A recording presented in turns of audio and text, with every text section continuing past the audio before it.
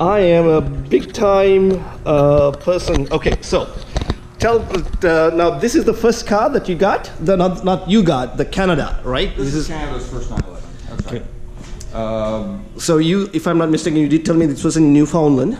Not Newfoundland. Oh, it did a race in the Newfoundland, unfortunately. Okay. So they put a tube frame through the car and they ruined the shock towers and a few things. Now I had to buy a complete another chassis out there just to do the repairs because you can't get the sheet metal, right? Okay. It's impossible to find. It was like a 1 year only kind of production thing with had unique shock towers and unique features in the car, right? So now I had to spend another $15,000 on another chassis.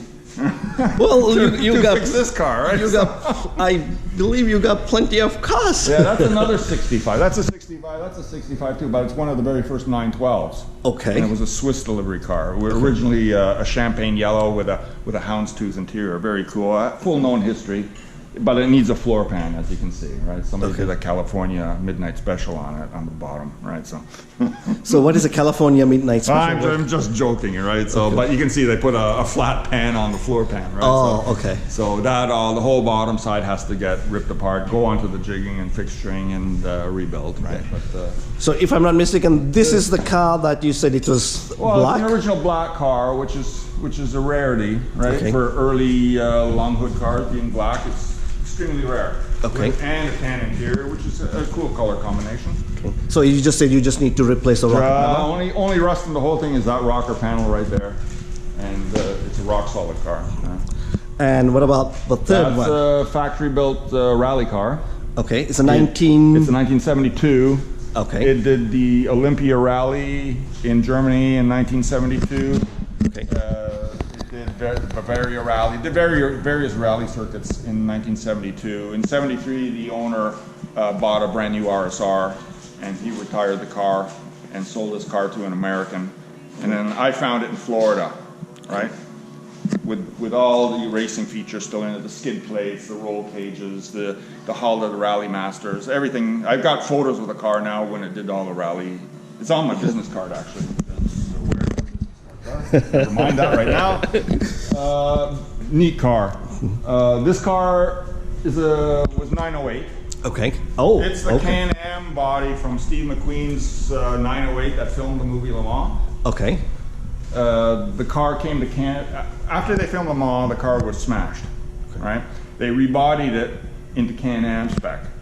The car came to Canada after 2 race seasons in Europe, and it raced in North America for about 4 years. Then it went back to Germany. When it went back to Germany, they left the Can-Am body here. Oh. So now I'm just talking with people on getting another 908 frame and marketing the car for vintage historics because it is eligible for vintage historic races, right? Okay. Okay. So yeah, there is a place where only the vintage cars. I'm talking with a guy in Europe and somebody in California that are building tube frames for steel tube frames or alloy tube frames, right? But it's raced every major circuit in the world. This body, right? So it's a future project. It's cool history, right? I told you this just like the Can-Am wreath up there from Horst Kroll, right? When he won the Can-Am championship. Can you show his apprentice's paper? His apprenticeship paper. It's a little sun-faded, but it says right there, Horst Kroll, right? Porsche, 1962. Oh Lord. So what's the this white car here? The white car, it's a special order color 911S 1970. It had a beige gray, not beige gray, gray white color. That's not the original color on it right now. Okay. Very rust-free car, except it needs a full cosmetics, right? Cool. This is a 69S that was prepared for the factory for racing for a customer in Madrid, Spain. Okay. And he campaigned the car for 2 years. I found the son now about half a year. The fellow passed away in 2000. I found his son, and he's been feeding me vintage pictures of his father racing, all the various circuits that he raced in. So hopefully this year we'll go full blast at it again and do the restoration on it, right? It was built with a special engine and special exhaust and all the, you know, unique race features and a higher output engine. So, if I'm not mistaken, you did say it's a rally car, right? That car was a rally car, That was right? a rally car, Because that's right. I've seen the front for the first time. Right. It's, unfortunately, this car went to Franz Blom in the 80s. Franz Blom was a mechanic, Porsche mechanic in Georgia. And this car had like a 2.5 liter body work on it, and he put turbo body work on it. Okay. So now I see. I've taken now off the turbo body work and preparing to put the 2.5 liter body work back on it, right? And then over there you got this is the fender off the World Championship 935. In 1976, Porsche won the World Championship with a 935. Okay. They took the car to Daytona in spring of '77 for training, and they smashed the car up, right? So when they smashed it up, Dr. Porsche signed it there, and Dr. Foreman, and Jackie Eakes, and Haldi, Prince of Bavaria, everybody from the race team signed the fender. That's right? Dr. Porsche? Dr. Porsche, yeah. Dr. Porsche, and right beside is Dr. Foreman. It's very faded, but you can see Jackie Eakes right there. And Haldi and Foreman and everybody that was on the team signed it. And this is actually the rim off the car. I've got photos of the car in Daytona sitting on the rim. And somewhere there's a story. I think it was Johann Mas smashed the car, and he's somewhere on the rim there. He wrote down exactly the story of how he crashed the car. Right? So I bought this off Ivo Bolunda, who was the factory photographer for Porsche. Just the rim? This and that together. Oh, both of them together. So there's a lot of history. Should be hung up, should be in a nice dust-free room. Dusty shop, right? And there's the original Porsche sign from Downtown Fine Cars that used to be down on Avenue Road. Okay. Again, I'm new to Porsche family. Really? I'm not. I used to stand in front of that sign when I was like this tall, right? So now I own the sign. Right? That service sign over there, way behind the car there, that came out of a dealership in India. It says Porsche service on the bottom. Okay. And then I've got another one. Where is it? I pulled this one out of a vintage dealership in Cologne, Germany. There's a 3D sign up in there. Right.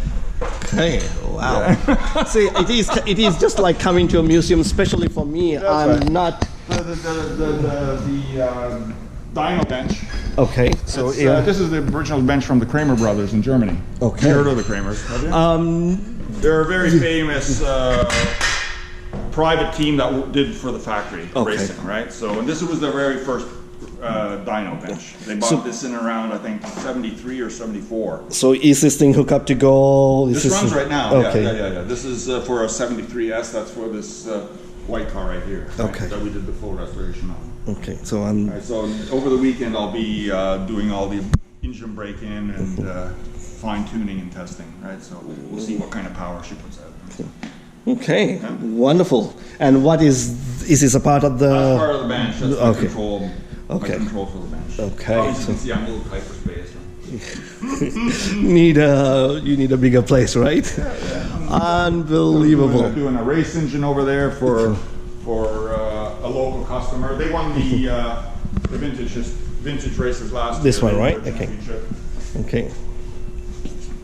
I developed special heads and flow test everything, and you name it. Special pistons, special design custom combustion chambers. I do everything on the flow bench over there.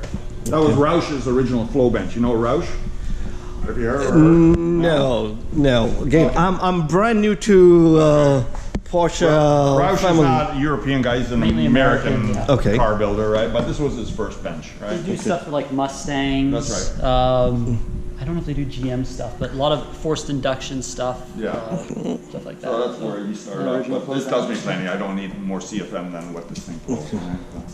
But anyway, everything in my shop has a piece of history. Every one of the tools came from a famous dealership, or from anywhere from Peter Max Miller in Germany to Horst Kroll to Rudy Bartling to you name it. All the old race boys, when they retired, I bought their tools. And, very as impressive. Fun collecting tools as it is doing the cars, right? So and then we got them all. Those are jacks for you know, the James Dean car, the 550 Yes, Spider. There's okay. an original 550 Spider jack there, and one for a 917, 908, 917. They use the same jack. And this is RSR, high butterfly injection, right? And everywhere there's little trinkets and kibbles and bits.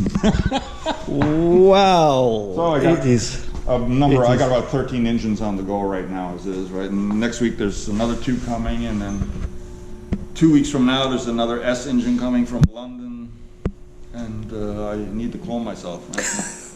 I think you got a good apprentice over here, Jacques. Yeah, that's right. Outside is another 65 chassis. Like I said, unfortunately it's such a nice chassis, but I need it to donate itself to repair this 911 up here, right?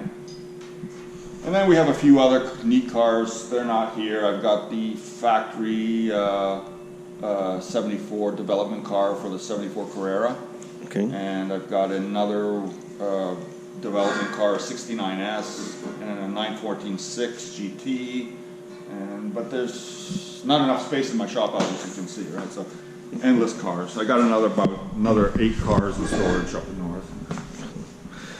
Again, thank you so much for taking the time to tell the history of these cars. I bet people will love to hear this. I understand that these things are going in value because most of the cars are not available anymore, or supply and demand. So we need to preserve the history. That's right.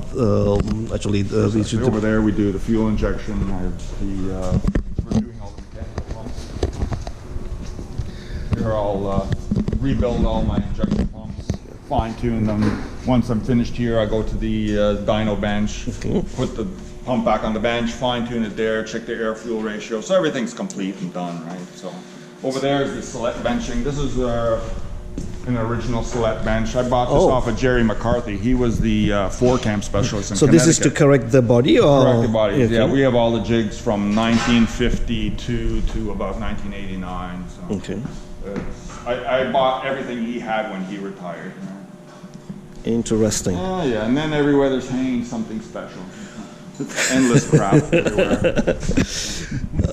Holy smokes! Look at all these. Jigs and fixtures and you name it. Body panels. There's not enough space. And there are a whole bunch of tires, rims. Racing tires, special rims. Okay. So there's another car. Is it okay if I go outside? Yeah, go ahead. Go ahead. This is going to be the donor. Oh, that's the donor.